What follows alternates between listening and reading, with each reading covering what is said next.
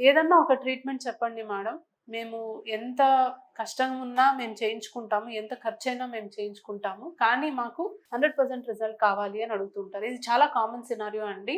మాకు 100% రిజల్ట్ ఇస్తాను అంటే మేము ఏదే ట్రీట్మెంట్ అయినా చేయించుకుంటాము అని అడుగుతూ ఉంటారు. సో, నిజానికి 100% సక్సెస్ రేట్ గ్యారంటీగా వచ్చే పద్ధతి యాక్చువల్లీ ఎటువంటి ట్రీట్మెంట్ అనేది లేదండి.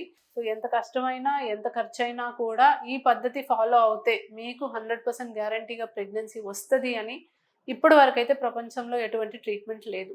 మనం చేసే ఏ ట్రీట్మెంట్‌లో అయినా ప్రెగ్నెన్సీ రావడానికి అనుకూలంగా చేయగలమే కానీ, అది గ్యారంటీగా వస్తది అనైతే చెప్పలేం. సో, మనకున్న ట్రీట్మెంట్ ఆప్షన్స్ ఏంటి? సో, ఒకటి మందుల ద్వారానే మనం ట్రై చేసుకోవచ్చు. సో, ఎక్కువ ప్రాబ్లమ్ లేదు. వాళ్ళకి ట్యూబ్స్ ఓపెన్ ఉన్నాయి. ఎగ్ నంబర్ బానే ఉంది. స్పెర్మ్ కౌంట్ బానే ఉంది. జస్ట్ మెడిసిన్స్ వాడి భార్యాభర్తలు కలవండి. నేచురల్‌గా ట్రై చేయడానికి ఎక్కువ మ్యారేజ్ అయ్యి కూడా 1, 2 ఇయర్స్ కంటే ఎక్కువ అవ్వలేదు అన్నప్పుడు మనం జస్ట్ మెడిసిన్స్ ఇచ్చి ట్రై చేయొచ్చు.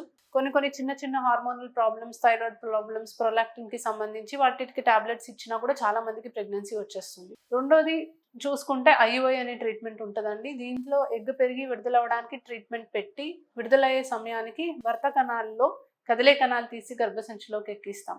సో, నేచురల్‌గా వీళ్ళు కలిసినప్పుడు కణాలు గర్భసంచి ద్వారం బయట పడాల్సినవి కొంచెం ఒక స్టెప్ ముందుకి గర్భసంచి లోపల దాకా పంపిస్తాం. సో, అండం విడుదలయ్యే టైంకి కణాలు ఎక్కువగా అందుబాటులోకి వస్తాయి కాబట్టి ప్రెగ్నెన్సీ వచ్చే ఛాన్సెస్ కొద్దిగా ఇంప్రూవ్ అవుతది. అంటే నేచురల్ ప్రెగ్నెన్సీతో పోలిస్తే ఇంకొంచెం ఎక్కువ ఛాన్స్ ఉంటుంది. So, around 10-15% success rate expect చేస్తామండి.